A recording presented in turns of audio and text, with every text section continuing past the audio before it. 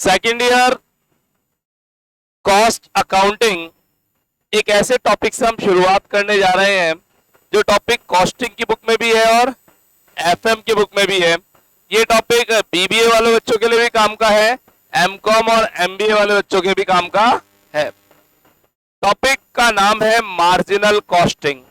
जी, costing क्या होती है पहले बात कर ले, और उससे पहले बात कर लेते हैं सेकेंड ईयर की।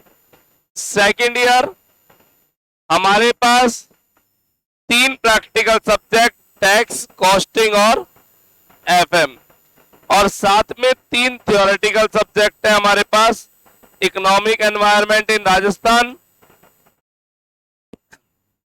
मैनेजमेंट और कंपनी लॉ। यस स्टूडेंट्स, मैं आपको बताना चाहूंगा कि ऑनलाइन एप्लीकेशन पर इन तीनों सब्जेक्ट की क्लासेस ओल्ड वाली अवेलेबल है और न्यू भी डेली रिकॉर्ड होकर के ऐड ऑन होती जा रही है। यानी हम कोशिश करते हैं डेली एक क्लास रिकॉर्ड करके इस पर ऐड ऑन कर दें। पुरानी और नई में कोई डिफरेंस नहीं है। पुरानी में टीचर और अलग थे, नई में टीचर अलग है, और पुरानी व्हाइट बोर्ड पे थी, नई स्मार्ट बोर्ड पर है, पीपीटी प्रेजेंटेशन के साथ में। तो स्टूडेंट्स, गाइडलाइन है, please economic environment in Rajasthan, management और कंपनी लॉ की स्टडीज घर पे सेल्फ स्टडी से स्टार्ट करें, या रिसेप्शन पर लाइब्रेरी में बैठ करके भी आप पढ़ सकते हैं एप्लीकेशन के थ्रू। सर, इनके गैस पेपर्स वगैरह बहुत ही जल्दी आने वाले हैं, सब प्रिपेयर हो रहा है बैकग्राउंड में, और जैसे ही प्रिपेयर होता है मैं आपको फ्री ऑफ कॉस्ट सभी को प्रोवाइड करवाऊंगा। जो लोग हार्ड कॉपी लेना चाहें वो हार्ड कॉपी ले लीजिएगा, अदरवाइज सॉफ्ट कॉपी व्हाट्सएप पे और इंस्टाग्राम पे या फिर अदर सोशल मीडिया के थ्रू मैं आप तक फॉरवर्ड करूंगा। ठीक है, बात करते हैं क्लास की। थोड़ा आगे बैठे प्लीज, आगे जाओ।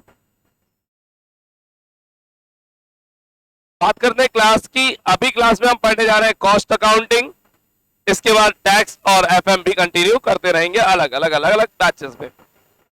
चलिए, कॉस्ट अकाउंटिंग। कॉस्ट अकाउंटिंग के लिए हमें पढ़नी है हमारी बुक आरबीडी स्टूडेंट गाइडलाइन। अगर नई बुक लाते हो तो बहुत अच्छी बात है, नहीं तो पुरानी बुक से भी काम चल जाएगा।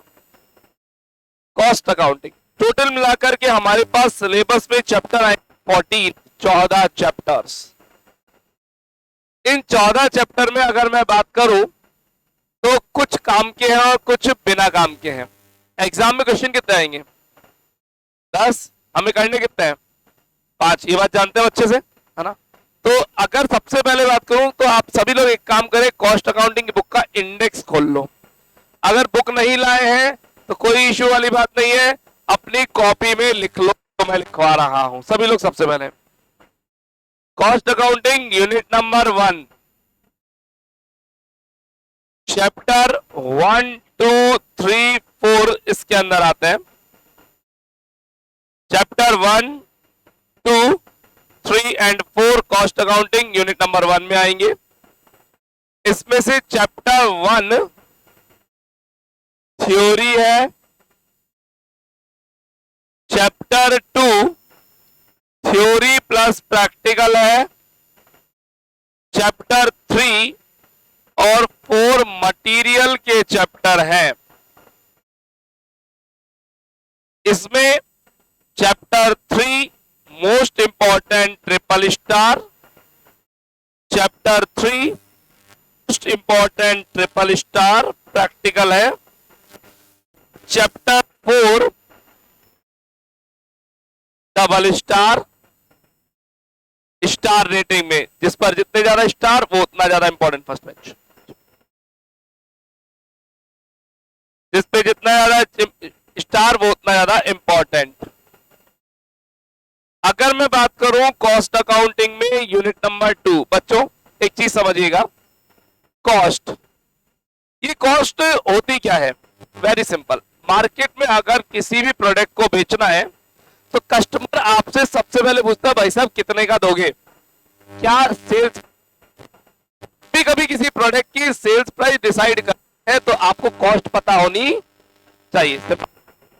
अगर मैं, ये रिमोट मेरे हाथ में है, अगर सामने वाला पूछता है रिमोट कितने का है तो मैं सेल्स प्राइस बताऊंगा उसको। सेल्स प्राइस के लिए मुझे मेरी कॉस्ट पता होनी चाहिए। जितनी मेरी कॉस्ट होगी, लागत होगी, उसमें थोड़ा प्रॉफिट जोड़ करके सामने वाले को सेल्स प्राइस बता दी ये और अच्छे समझ। लेकिन इस कॉस्ट में क्या क्या आएगा ये भी तो पता होना चाहिए। तो कॉस्ट का सबसे मेन पार्ट होता है मटेरियल,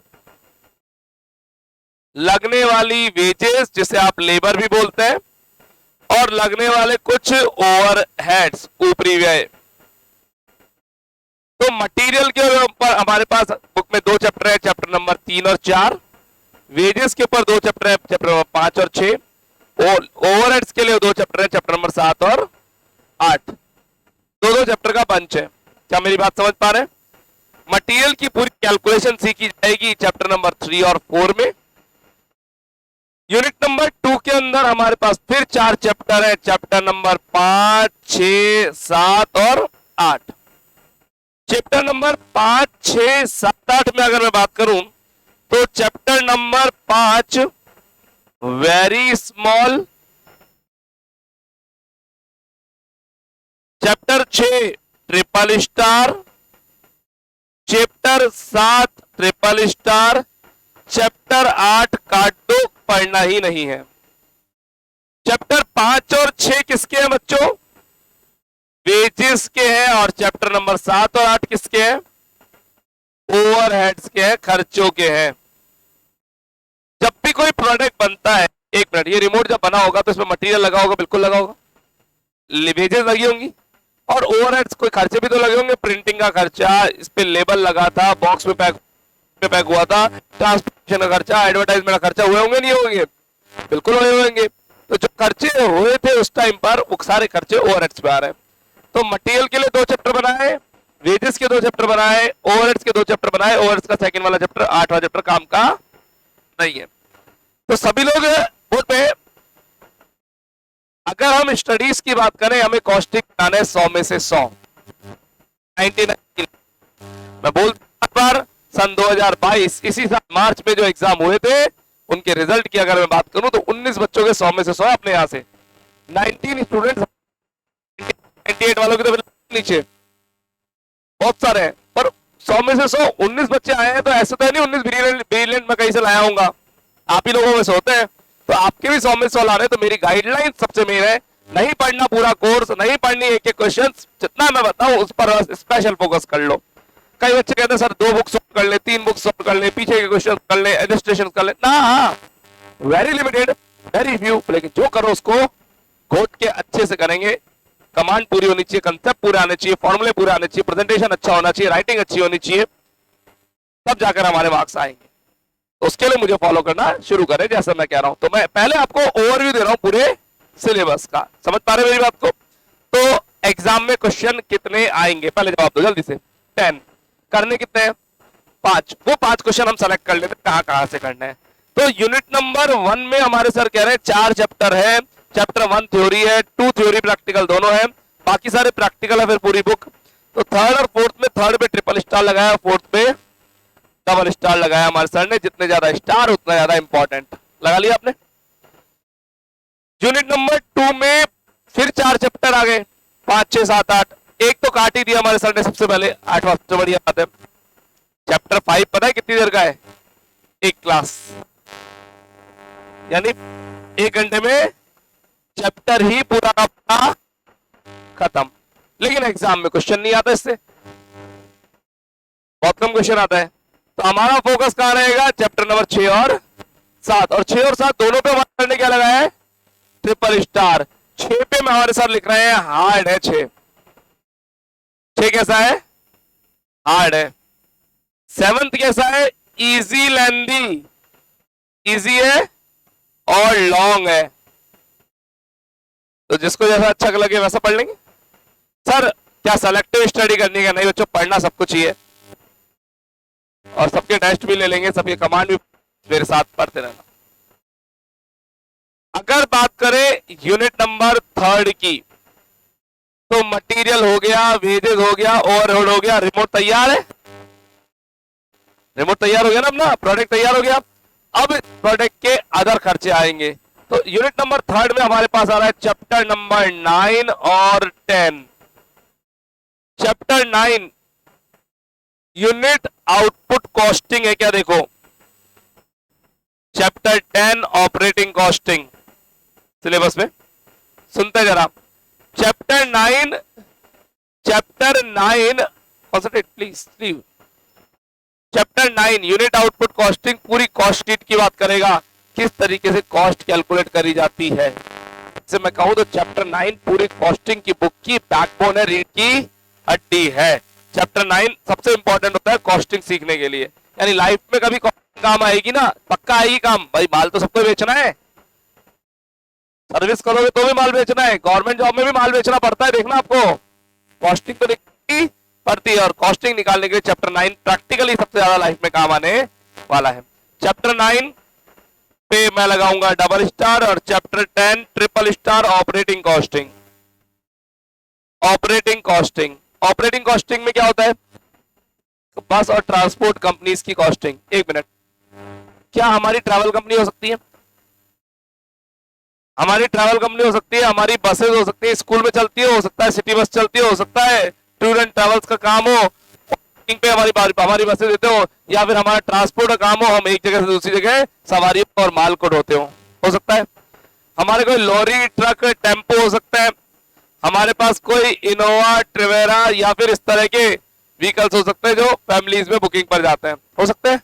हमारे पास कुछ लोडिंग गाड़ियां हो सकती है, ट्रक वगैरह, हमारे पास जेसीबी मशीन्स वगैरह हो सकती हैं। हमारे पास माइट बी पॉसिबल हमारे पास बहुत सारे व्हीकल्स हमने कचरा गाड़ी में नगर निगम में लगा रखे हो, ऐसा भी तो हो सकता है। तो ये सब हमारे हम में सब तो इस तरह काम करेगा और वहां पे कैलकुलेशन करेगा, अपनी प्रॉफिटेबिलिटी निकालेगा। तो चैप्टर 10 में आपको गाड़ियां चलानी है, कोई ट्रक, कोई बस, कोई व्हीकल, कोई ट्रेन, कोई फ्लाइट का हिसाब किताब निकालना पड़ेगा। यानी ट्रांसपोर्ट इंडस्ट्री पूरी कहां आएगी?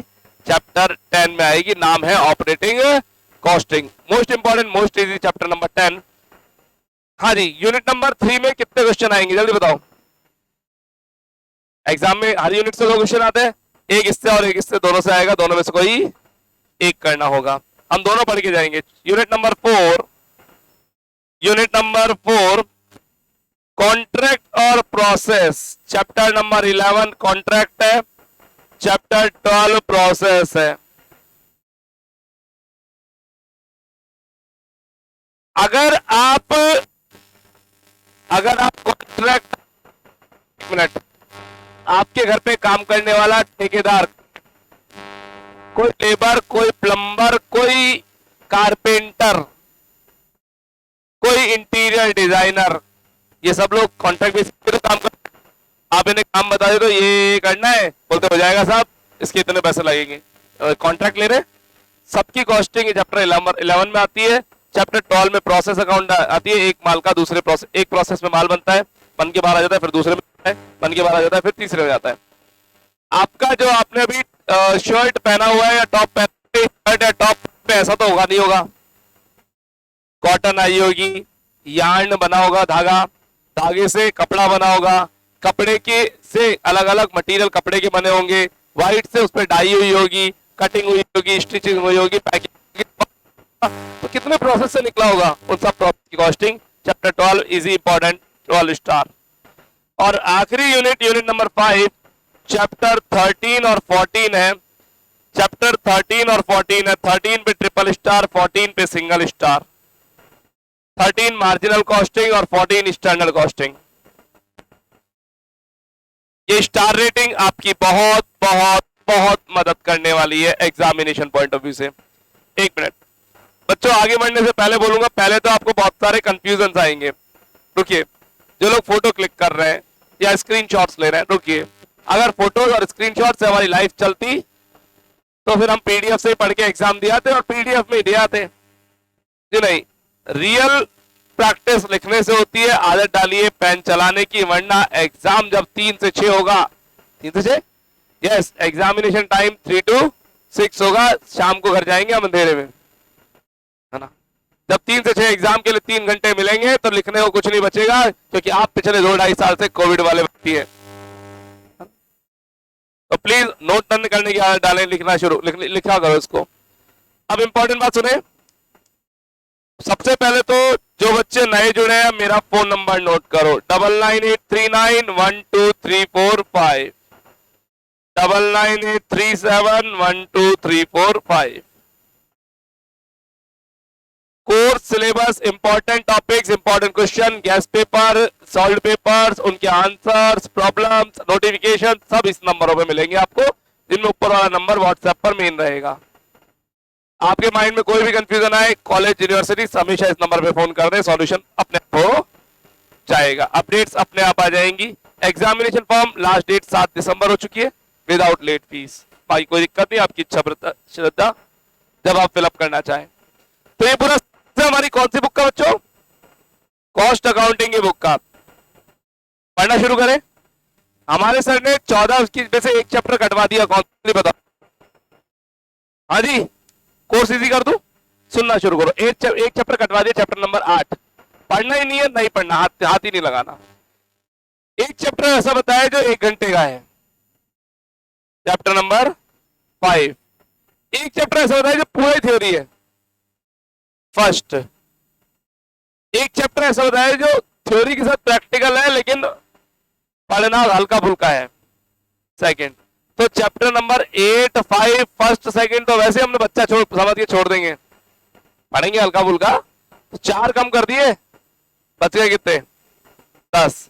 अब 10 में से ये 4, ये 10, ये 12 और ये 13 इजी है। सॉरी 3, 1 मिनट, कौन कौन से इजी है? 3, 4, 10, 12 और 13। 3, 4, 10, 12, 13 इजी है। 3, 4, 10, 12, 13। आपके एग्जाम में इन 5 क्वेश्चन में से 4 यूनिट मैच कर जाएंगी। सेकंड यूनिट नहीं है इसके अंदर। सेकंड यूनिट में तो 5, 6, 7, 8 थे, 5, 6, 7, 8 लिखे ही नहीं ना अपन ने। 6 और 7 में से हम 7 पर ज्यादा फोकस करेंगे, फोकस पूरे सिलेबस करना है। वैसे तो इजी चैप्टर कौन कौन से हैं? 3, 4, 10, 12 और 13। आज की क्लास में हम शुरू करने जा रहे हैं चैप्टर नंबर 13, रिवर्स से शुरू कर रहे हैं, उल्टा। सुनिए बड़े ध्यान से। 2 चैप्टर ऐसे हैं जो कॉस्टिंग बुक में भी है और एफएम की बुक में भी है। इधर पढ़ो चाहे उधर पढ़ो, मार्क्स दोनों जगह आएंगे। सर एग्जाम में आएगा क्या? हाँ, दोनों चैप्टर से कॉस्टिंग में भी हमेशा आता है और एफएम में भी हमेशा आता है। सर कॉस्टिंग बुक में कौन कौन से चैप्टर है? Chapter number 3 material cost control, FM की बुक में मैनेजमेंट ऑफ इन्वेंट्री है, ईओक्यू वाला चैप्टर। और चैप्टर नंबर 13, 3, 13, 3, 13, 3, 13 एफएम की बुक में मैच कर रहे हैं। एफएम हम सीवीपी एनालिसिस है, हम मार्जिनल कॉस्टिंग बोलते हैं।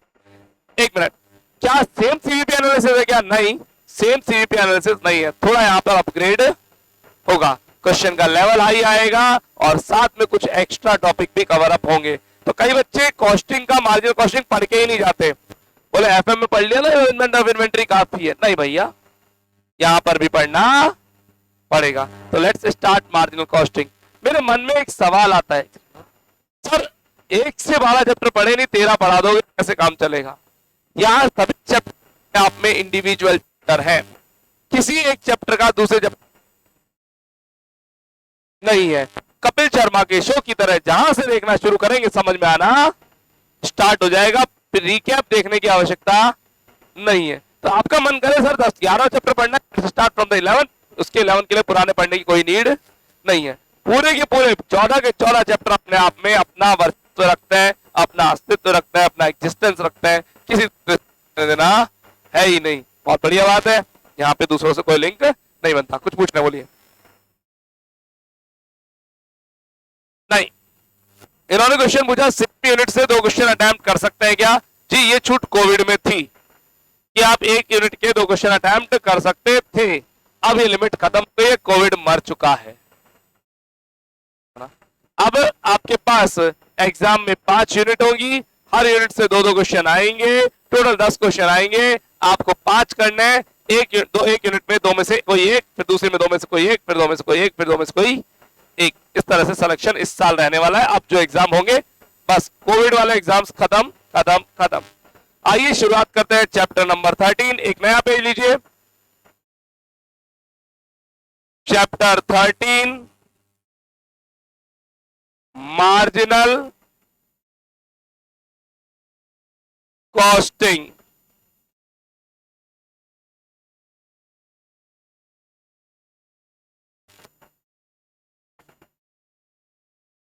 टीना, टीना गए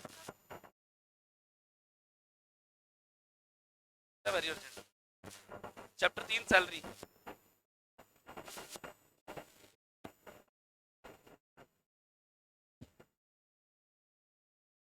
मार्जिनल कॉस्टिंग,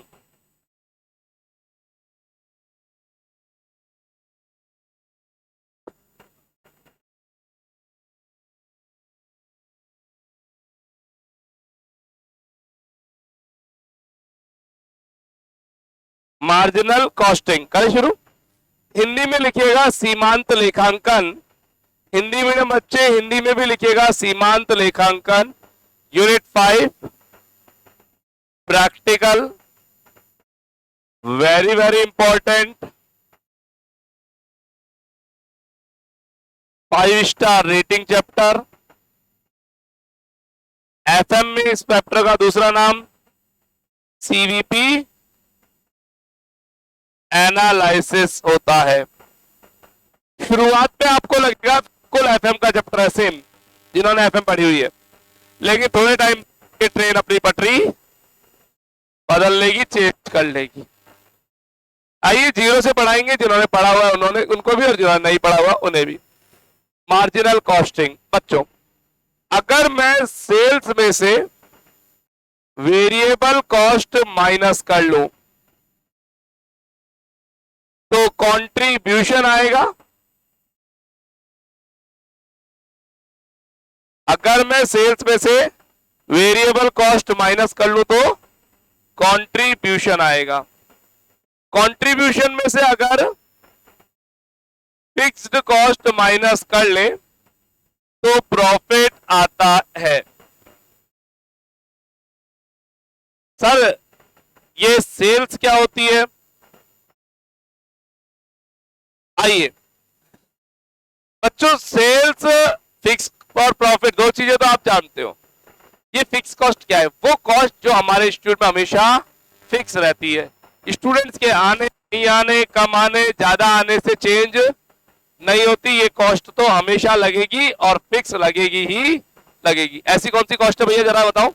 इंस्टीट्यूट का रेंट, इंस्टीट्यूट का रेंट जो किराया है वो रेंट तो लगेगा ही लगेगा। बच्चे नहीं आए, कम आए ज्यादा आए, वो मकान मालिक अंकल जी को तो पैसे देने पड़ेंगे। सही है ना भाई? अच्छा, स्टाफ को सैलरी, स्टाफ की सैलरी देनी पड़ेगी, फिक्स कॉस्ट है, चाहे बच्चे कम आए चाहे ज्यादा आए। मैं स्टाफ को ये नहीं कह सकता धंधा मंदा है पैसा सैलरी अगले महीने दूंगा, नहीं, सैलरी तो देनी पड़ेगी। कॉस्ट, सैलरी भी एक कॉस्ट है, ठीक है। बिल्डिंग का मेंटेनेंस, बिजली का मिनिमम बिल, ये बहुत सारे खर्चे फिक्स कॉस्ट होते हैं तो देने पड़ते हैं, उनको हम रोक नहीं सकते, ठीक है। ये वेरिएबल कॉस्ट क्या होती है? वो कॉस्ट जो हर यूनिट के साथ घटती बढ़ती रहती है। फॉर एग्जाम्पल, आप सभी को एक नोटबुक दी जाती है इंस्टीट्यूट की तरफ से। अगर बच्चे 4 आ जाए तो 4 नोटबुक, 6 आ जाए तो 6 नोटबुक, एक और आ जाए तो एक और नोटबुक, और 2 कम आते तो 2 नोटबुक का खर्चा बच जाता। तो नोटबुक कैसा खर्चा हुआ? फिक्स या वेरिएबल? वेरिएबल है, परिवर्तनशील है, बदलता रहता है।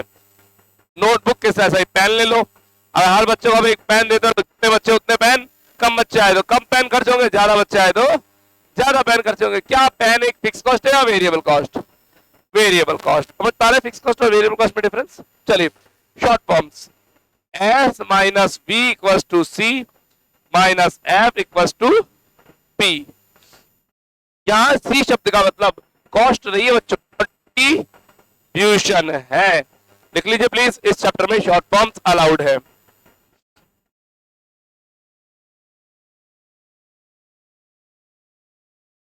इस चैप्टर में शॉर्ट फॉर्म्स अलाउड है।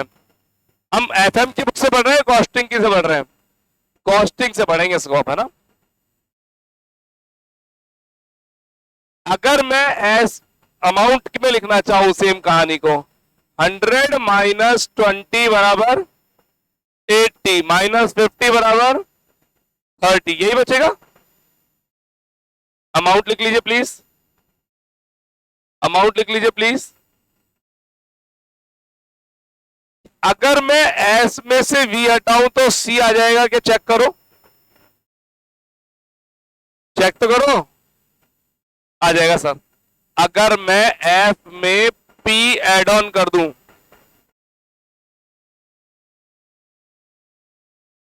चेक करो पहले, एस में से वी हटाएंगे, सी आ रहा है 100 माइनस 20 बराबर 80। अगर मैं एफ में पी ऐड कर दूं तो सी आ जाएगा क्या, चेक करो। एफ में पी ऐड कर दो, 50 प्लस 30 80 आ रहा है। यानी ये दो हमने इक्वेशन बना ली। सर ये फॉर्मूला है इक्वेशन, इक्वेशन। चैप्टर हार्ड है इजी, एफएम में वेरी इजी, कॉस्टिंग में इजी। एफएम में चैप्टर वेरी इजी है, कॉस्टिंग में इजी है, हल्का सा लेवल ऊपर होगा, कर देता है हल्का सा लेवल ऊपर धीरे धीरे से। चैप्टर का पहला formula, profit volume ratio, profit volume ratio, PV ratio बोलते हैं शॉर्ट में, पीवी रेशियो। थोड़ा बोरिंग होगा पुराने बच्चों के लिए जिन्होंने एफएम पढ़ी हुई है।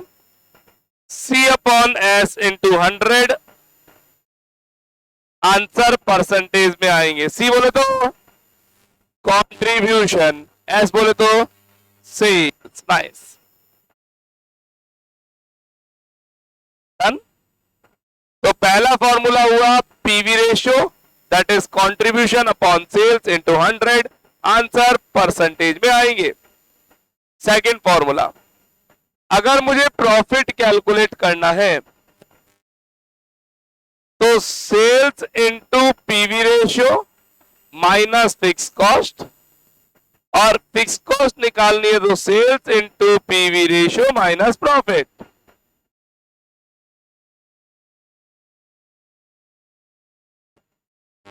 अगर P निकालना है तो क्या माइनस करोगे, F, और F निकालना है तो क्या माइनस करोगे, P। दो फॉर्मूले अलग अलग। एक मिनट, ऊपर वाले फॉर्मूले के लिए बोलना चाहूंगा, ये फॉर्मूला गणेश जी की तरह है, बिना बुलाए हर जगह सबसे पहले पहुंच जाते हैं। गणेश जी, हाँ, वो गणेश जी को कोई इनविटेशन देना पड़ता है, यहाँ इनविटेशन देना पड़ता है। अगर इनविटेशन ना दे तो भी गणेश जाएंगे और सबसे पहले आएंगे। ये वो फॉर्मूला है जो क्वेश्चन में मांगा जाए चाहे ना मांगा जाए, आपको हमेशा सबसे पहले कैलकुलेट करना ही है, कंपलसरी करना है। बिना इसके स्टार्ट नहीं किया, कर दिया तो पहले फिर इनको बुलाना पड़ेगा, संकट आ जाएगा। संकट आते ही आ जाता है संकट मोचन। जब भी क्वेश्चन में अटके तो ये फॉर्मूला आपको अटकी हुई परिस्थिति से बाहर निकालेंगे, उलझे हुए से निकाल देंगे। ठीक है, थर्ड फॉर्मूला जिसे बोलते हैं break even point, break even point समविच्छेद बिंदु बोलते हैं, समविच्छेद, शॉर्ट फॉर्म बीई। ये बिजनेस का वो पॉइंट है जहां no profit no loss arise होता है। ना तो बिजनेस में कोई प्रॉफिट होता है ना ही कोई लॉस। ये लेवल हर बिजनेसमैन को पता होता है, क्योंकि इस लेवल से नीचे बिजनेसमैन को क्या होंगे, लॉस होंगे। अगर इतना माल नहीं बेचा तो इससे नीचे नुकसान है, और इससे ऊपर प्रॉफिट होगा। भाई मेरी क्लास का भी कोई ना कोई ब्रेक इवन पॉइंट तो होगा ना। उससे कम बच्चे आए तो लॉस, उससे ज्यादा बच्चे आए तो प्रॉफिट। तो हम बहुत क्लासेस नहीं पढ़ाते अपने यहाँ पे, जैसे बच्चे बोलते हैं एमकॉम एवीएसटी पढ़ा दो, एमकॉम एवीएसटी। अब एमकॉम ईएफएम तो हम पढ़ाते हैं, एमकॉम एवीएसटी हम नॉर्मली अवॉइड करते हैं पढ़ाना। क्यों, साल में 4 बच्चे आएंगे, हमारी कॉस्ट ज्यादा लग जाएगी और प्रॉफिट होने वाला है नहीं। ये मेरी क्लास का ब्रेक इवन पॉइंट मान लो 15 बच्चे, 15 से कम में मेरे को बैच चलाना पसंद नहीं है। क्यों अपना नुकसान, सही है ना। तो ब्रेक इवन पॉइंट से ज्यादा पे काम करना होता है। अभी ब्रेक इवन पॉइंट से नीचे अगर आप किसी बिजनेसमैन को बोलोगे तो मना कर दे, मैं काम करूंगा ही नहीं। आपको मैं एग्जांपल देता हूं, आपने मिनी बस में यात्रा की होगी, मिनी बस में कभी तो बैठे होंगे। वो मिनी बस वाला एक स्टैंड पर ही बस को आगे पीछे आगे पीछे आगे पीछे करता रहता, चलाता नहीं है। क्यों नहीं चलाता भैया, वो जानता है मेरी गाड़ी में अभी पैसेंजर कम है, और आगे जब पेट्रोल डीजल उतना ही लगेगा, ड्राइवर की तनख्वाह उतनी लगेगी, कोई टोल टैक्स वगैरह लगता है तो उतना ही लगेगा, और रिपेयर मेंटेनेंस भी उतनी लगेगी, चाहे खाली बस लेके जाओ चाहे भरी लेके जाओ। तो भरी लेके जाए अगर ब्रेक इवन पॉइंट टच नहीं हुआ, मान लो बस में पर्सन 4 बैठे हुए हैं, तो ब्रेक इवन पॉइंट टच हुआ तो लेके ही नहीं जाए, क्या सवारी उतारो बस खराब हो गई पीछे वाले बैठ जाओ। ये उसे पता है कि पेट्रोल तो ज्यादा खर्च होगा और किराया कम आएगा, तो काहे आगे लेकर के जाना, नहीं जाएगा ना। थिएटर में कभी हुआ है सब थिएटर में शो ही कैंसिल हो गया हो? जनरली नहीं होता, जनरली आजकल तो नहीं होता, बिल्कुल नहीं होता। जब मैं आपकी लाइफ में था, आपकी एज का था, कॉलेज लाइफ में था, उस टाइम पर सुबह सुबह वाला मॉर्निंग शो नया चालू हुआ था। पहले शो 12 बजे पैसे ही चालू होते थे, सुबह 8 बजे 9 बजे वाले शो नहीं होते थे। आजकल तो 7 बजे शो लगा देते हैं, लोग पहुंच जाते थे बंग मार के। तो सुबह 8 बजे का शो किया, ओपन साहब मूवी विंडो से टिकट विंडो से मूवी की टिकट ली। तो वहां पे टिकट विंडो वाले ने मुझे बोल दिया मुंह से ही ओपनली कि सर टिकट्स कम बिके हैं, 10 टिकट बिके हैं, अगर 25 सीट सोल्ड आउट हो गए तो मैं शो चलाऊंगा, अदरवाइज मैं शो नहीं चलाऊंगा। मैंने एसी मत चलाना, बोले एसी तो वैसे भी नहीं चला रहा मैं, ये तो शो चलाने की कॉस्ट है 2500, अगर 25 टिकट बिकेंगे तो शो चलो, थोड़ी देर बाद भैया पैसे वापस ले जाओ टिकट। अरे बना मैं कहा जाऊंगा, बोला मेरी पता पार्क में जाना। तो उसका ब्रेक इवन पॉइंट टच नहीं हुआ कि शो चलाने के लिए इलेक्ट्रिसिटी तो खर्च होगी ना, उसकी मूवी की रील चलाने के लिए इलेक्ट्रिसिटी खर्च होगी, बोले वो भी उतना भी पैसा रिकवर नहीं हो रहे, तो मैं शो चला ही रहा, तो ब्रेक इवन पॉइंट टच नहीं हो रहा होगा। बहुत बार होता है बिजनेसमैन बिजनेस करने से मना कर देता, उसको मजा नहीं आता। तो ब्रेक इवन पॉइंट के लिए कितने रुपए चाहिए ये देखना पड़ेगा। 1 मिनट समझाने का छोटा सा एग्जांपल जो मैंने परमानेंट बना रखा है, हेलो सुन लेते हैं। मेरे इंस्टीट्यूट को चलाने के लिए महीने का खर्चा चाहिए 18,000 रुपए। कितना? 18,000। सर काय में खर्च करोगे? रेंट जाएगा, स्टाफ की सैलरी जाएगी, बिजली का बिल आएगा, वो स्टाफ आता है सफाई करने वाला, उसके भी खर्चे तो होते ही हैं, 18,000 रुपए खर्च होते हैं। और एक बच्चे से मैं महीने के लेता हूं मान लो 2,000 रुपए, तो 2,000 रुपए वाले मेरे को कितने बच्चे चाहिए? 9 स्टूडेंट चाहिए। अगर 9 से कम बच्चे आते हैं तो लॉस होगा, क्योंकि 18,000 रुपए तो खर्च होना तय है, और 9 से ज्यादा बच्चे आते तो प्रॉफिट, और एग्जैक्ट 9 आते हैं तो नो प्रॉफिट नो लॉस। मेरे इंस्टीट्यूट में आए 6 बच्चे अभी तक, 6 बच्चों से 6 टू 12,000 रुपीज आए, खर्चा 18,000 का है भाई। 6 टू 12 ही तो आए, तो मेरे को टेंशन हो रही है, मैं रिसेप्शन में बैठा बैठा लिफ्ट की तरफ देख रहा हूं, कब राग देवता आएंगे, पैसा लेकर आएंगे ना, तो स्टूडेंट आएगा तो पैसा लेकर आएगा। तो अब देख रहे हैं 18,000 की रिकवरी के लिए 2,000 वाले कितने बच्चे चाहिए? 9 स्टूडेंट्स। अगर मैं कहूं मेरा ब्रेक इवन पॉइंट कितना है, क्वांटिटी में बात करूं तो 9 स्टूडेंट्स, रुपीज में बात करूं 18,000 रुपए मेरे खाते में आ जाने चाहिए, उस कम में मुझे लगेगा चूना लॉस, तब मेरे होगी 5 उंगलियां घी में। आओ देखते हैं ब्रेक इवन पॉइंट अगर मुझे रुपीज में निकालना है तो फॉर्मूला है fix cost upon PV ratio, fix cost upon PV ratio.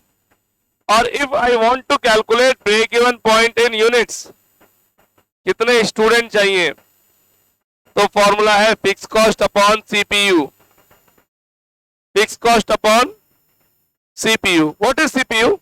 Contribution per unit. अरे सी का मतलब कंट्रीब्यूशन ही तो बताया था, तो इसके नीचे रुपीस का साइन लिखेंगे, इसके नीचे यूनिट्स 2 है। क्या कोई बिजनेसमैन ब्रेक इवन पॉइंट पे रुकना चाहेगा? नो। अगर ब्रेक इवन पॉइंट पे रुकना था तो घर जाके सो जाते भाई, घर पे जाके सोने में भी नो प्रॉफिट नो लॉस। फालतू बिजनेस में आए, इतनी माथाफोड़ी करी, इतनी मेहनत करी, इतनी रिस्क ली, इतनी कैपिटल लगाई, और फिर भी नो प्रॉफिट नो लॉस, तो फिर काहे करने आए थे बिजनेस? बिजनेस आए हो तो 2 पैसा कमा के जाओ, समझ में आती है बात? तो ब्रेक इवन पॉइंट, क्या ब्रेक इवन पॉइंट के लिए कोई बिजनेसमैन बिजनेस करे? नहीं। लेकिन क्या बिजनेसमैन को अपना ब्रेक इवन पॉइंट पता होगा? पता सबको होता है, उस पर रुकता कोई नहीं है, आगे निकल जाते हैं। कोई भी बिजनेसमैन ब्रेक इवन पॉइंट पे काम नहीं करना चाहता, तो फिर किस पे करना चाहता है? सेल्स पर। और सेल्स भी कैसी वाली, जिसपे क्या हो? प्रॉफिट हो। तो मैं जानना चाहता हूं मेरे को कितनी सेल करनी पड़ेगी प्रॉफिट कमाने के। अरे ये भी सेल्स ही थी, ये ब्रेक इवन पॉइंट की भी सेल्स ही थी, काई के लिए? नो प्रॉफिट नो लॉस के लिए। अब मैं वो सेल्स मालूम कर रहा हूं जिसपे मुझे प्रॉफिट होगा। सेल्स अगर रुपीज में आंसर चाहिए तो फॉर्मूला है fix cost plus PD PD upon PV. PD क्या है? प्रॉफिट डिजायर, जो हम प्रॉफिट कमाना चाहते हैं। प्रॉफिट डिजायर, जो प्रॉफिट हम कमाना चाहते हैं। लिखते जाए प्लीज। एक मिनट। इंस्टीट्यूट के लिए कितने रुपए चाहिए थे? 18,000 रुपए। फिर प्रॉफिट कमाना चाहता हूं 30। अब कितने रुपए चाहिए? अरे रुपए कितने चाहिए? रुपए अरे इंस्टीट्यूट के लिए 18,000 रुपए चाहिए, घर के लिए 30,000 रुपए चाहिए। 18 और 30 48,000 रुपीज की रिक्वायरमेंट है, समझ में? इंस्टीट्यूट के लिए 18, घर के लिए प्रॉफिट के लिए 30। 18 और 30 48,000 रुपीज चाहिए। 48,000 रुपीज के लिए 2,000 रुपए कितने बचे? 24। ये समझ में आ रहा है क्या? तो एक मिनट। सेल्स का एक और फॉर्मूला, अगर सेल्स मुझे रुपीस में निकालनी हो तो ऊपर वाला फॉर्मूला पीवी रेशियो से डिवाइड करो, यूनिट्स में निकालनी है तो नीचे वाला फॉर्मूला सीपीयू से डिवाइड करो। एक मिनट, ये दोनों फॉर्मूला को कंपेयर करो। पुट पे इसको और इसको कंपेयर करो, क्या अंतर है? सर एफ अपॉन पीवी ऊपर आ गया प्रॉफिट, एफ अपॉन सीपीयू ऊपर आ गया प्रॉफिट। यानी इन फॉर्मूला में केवल प्रॉफिट डिजायर ऊपर ऐड ऑन हो जाएगा। सर यहां क्यों नहीं था प्रॉफिट? देखो क्या लिखा है, नो प्रॉफिट नो लॉस। तो यहां प्रॉफिट था नहीं, यहां प्रॉफिट डिजायर बस इतना सा ऐड हुआ है। लिख लीजिए प्लीज।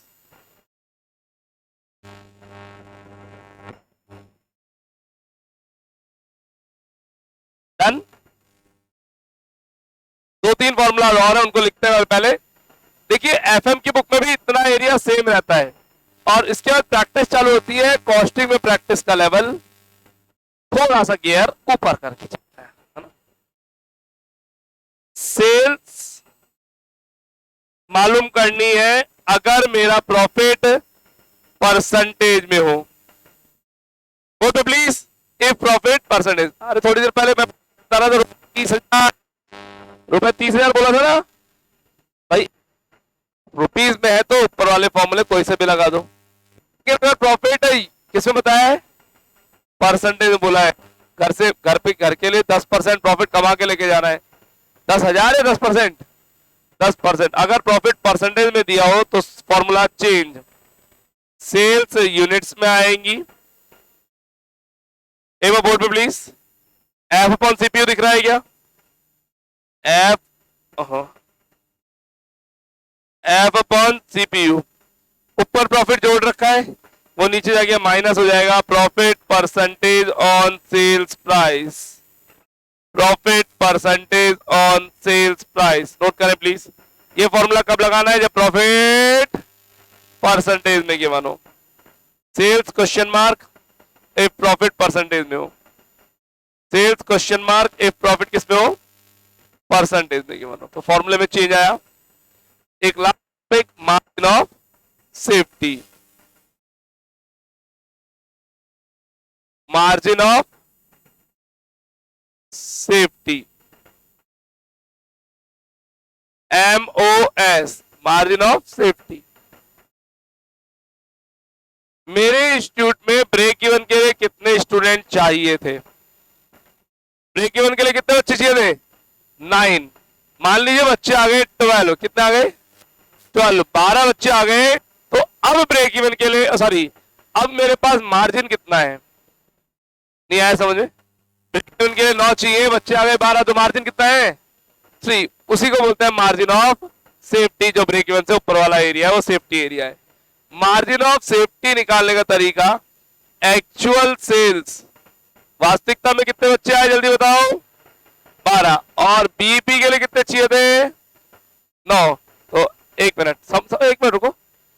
ये 12 बच्चे एक्चुअल में आए हैं, बीपी के लिए 9 चाहिए, 3 का मार्जिन है। ये तो हुआ यूनिट में। अगर रुपीस में निकालना हो तो बहुत सिंपल, इधर आओ। गलने में आए 24,000 रुपए, बीपी के लिए चाहिए था 18,000। 24 माइनस 18 6,000। नहीं आया समझे? समझाता हूं। यहां यूनिट रखोगे तो आंसर यूनिट में आएगा। 12 स्टूडेंट माइनस 9 स्टूडेंट बराबर 3 स्टूडेंट।